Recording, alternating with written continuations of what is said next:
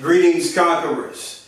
Welcome to week 8 of our level up classes or workouts, or however you have decided to sort of function in this space. I'm praying that something has been shared that will just kind of help us all get to the next level, whatever that means, for us. So I am not going to keep you for very long today because you've been here for 2 months. We've spent 2 months together, so I'm not going to take up a whole lot more of your time. I'm hoping that you're pacing yourselves. I'm hoping that you are soaking in the information and kind of doing your own study and just figuring out your own or evolving your own relationship with the Most High. So the last part of this text, and we've been dealing with 2 Timothy chapter 2, verse 15. And the text says, study to show thyself approved unto God, a workman that needeth not be ashamed, rightly dividing the word of truth. That's the part we're going to deal with today. Rightly dividing the word of truth. Rightly dividing the word of truth. Okay, there's a lot of people using a lot of words. A lot of people saying a lot of things. Maybe it's true, maybe it's not. How do we know if we don't take the time to check the information? Listen, ladies and gentlemen, I don't care who it is. Always check the information. Please don't just believe someone because it sounds good, or it sounds a little different than what you're used to hearing, or it sounds attractive. Make sure you check the information, because here's the truth. There's information that evolves over time, but there are things that will always be true. And I am convinced that the scriptures will always be true. In other words, there are certain things that were wrong thousands of years ago. In some cases, millions of years ago. It's still wrong now. There are some things that have been put in place to sort of keep us in check so that we don't get out of control. So the scripture says, rightly dividing the word of truth. Okay, so I cannot rightly divide anything if I'm not doing the work, if I'm not putting in the time, if I'm not putting in the effort. Okay, so the homework we're going to have, and the thing I want you to write down tonight is, what are my study habits? Okay, what are my study habits? What are my study habits? Okay, the reason I'm asking the question that way is because you have some people that study and it's kind of counterproductive. Now, we discussed this a couple weeks ago, okay? But I want to get a little deeper into this because I want us to kind of get into just how do we do it, and is it getting us anywhere? Okay, so we did it a couple weeks ago, just talking about my quality study and all that kind of stuff. But we want to kind of get a little deeper into it, because I always like to give us just enough to digest so that we can take it in and begin to sort of process it and then apply it to our lives if we find it useful. Okay, so what are your study habits? What are they? Do you like to have some noise in the background while you're studying? Do you need peace and quiet? Are you easily distracted? In other words, if the TV is on and you're studying, how likely are you to look up at the TV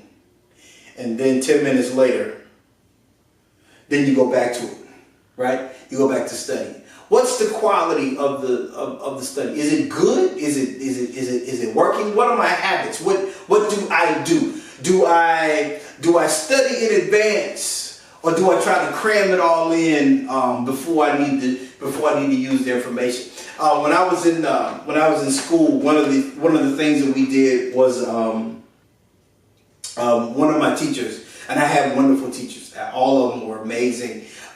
They would tell us, look, if you study just so that you can pass the test, chances are once the test is over, you're not even going to remember what you studied.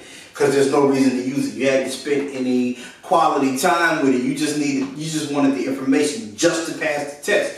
Well, a lot of those things happen, and unfortunately a lot of that stuff that I just kind of skated through and didn't really take seriously and didn't really try to soak in for real, it's what I need today in my everyday life. So what are my habits? What are your habits? What are you doing? How do you function? How do you process information? Do you when someone makes a statement to you, do you hear what the person said? Or do you hear what you heard? In other words, when someone says something to you, do you hear the words or do you hear the perception, or does it come in as other information?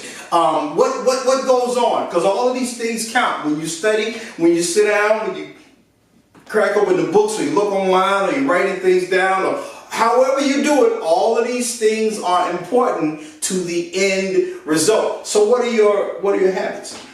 Are you rightly dividing the word of truth, or are you just kind of throwing some stuff in there to make it sound good, to sort of get people to see your agenda?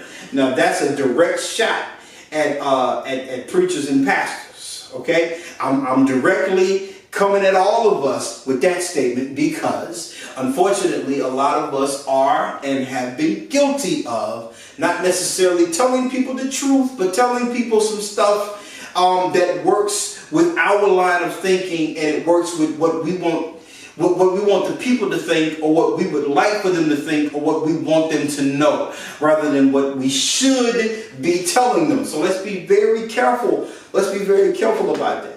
Our relationship with God is worth the trouble of rightly dividing the word of truth. Listen, here's the truth.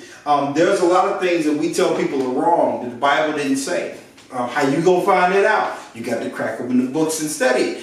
There's a lot of things that we've been telling people are okay. It's cool. It ain't no big deal. But the Bible directly speaks against it. Find out what it says.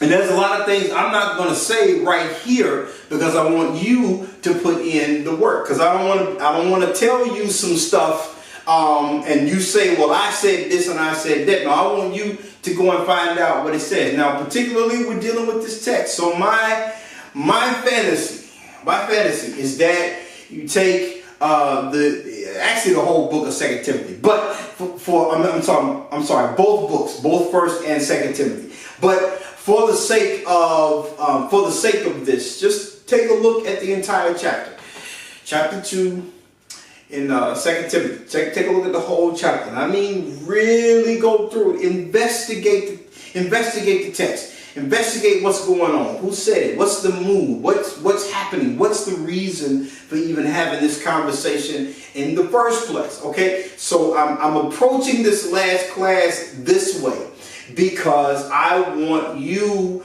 to have the satisfaction of knowing you put in the work. You're the one that actually did it. So when somebody tries to approach you with this, you'll be able to smell the BS. You'll be able to hear it coming a mile away. So because now there's a quality discussion about the text, because you put in the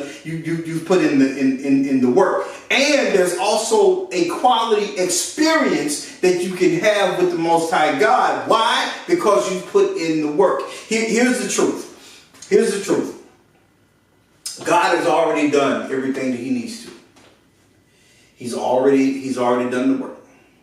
Listen, anybody that would turn their back on their own son just to save a bunch of people who might not believe it anyway, they've already done what they need to do.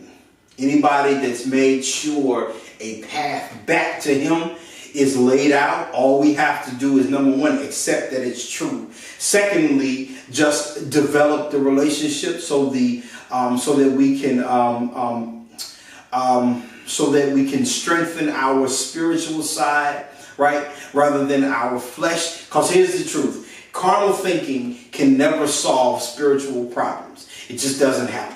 It never does, because one will never understand the other. As a matter of fact, the two don't want to have anything to do with one another. Just like you ever ask somebody a question and they tell you to look it up. Now, it might be true that they just would rather not tell you.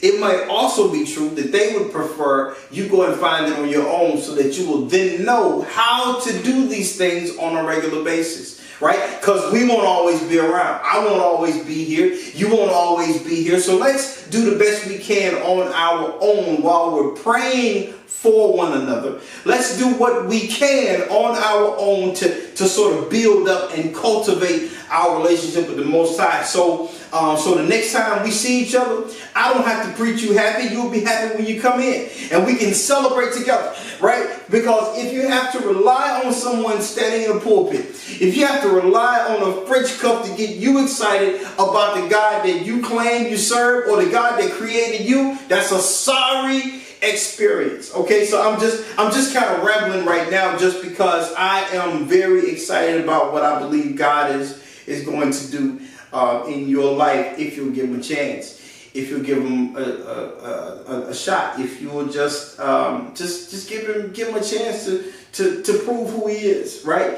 now, I can tell you that he made the trees, he made the sky, he made the water, he made all. I can tell you all these things, but there's nothing like getting to know him for real. There's nothing like getting to know him for yourself. And that's my prayer. That's what I want for my life. That's what I want for your life. Okay, that's really all we got. We're gonna wrap this up this way. I don't know if I've ever done this before, but I'm gonna do it now.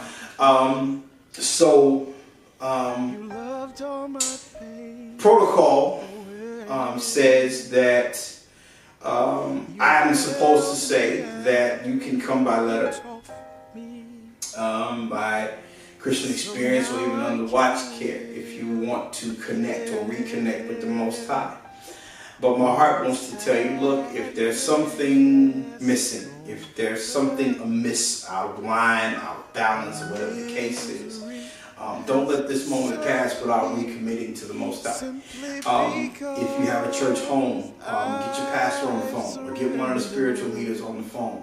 Shoot them an email, whatever's required to make that connection, and let them know that you want to either rededicate your life, or you want to recommit to God, or you want to make an initial commitment. Look, you ain't got to wait till Sunday to do that. And you ain't got to wait on nobody. Just tell God that you want to do this, and he will provide whatever avenues that are necessary. My contact information is on this website. It's on the contact page. If you need to reach out to me, my number's on there, my email address is on there. Please feel free to give me a call. If you need a call for prayer, if you need just an ear to sort of vent, I am available to you. But what I am begging right now, and I mean that word, I'm begging, is that everybody who is listening, everybody who's watching, do whatever you can to sort of solidify and strengthen your relationship with the Most High God. It's the best relationship you will ever have. It's the best experience you will ever have. The bad stuff is good when you're rolling with God. So that is my prayer.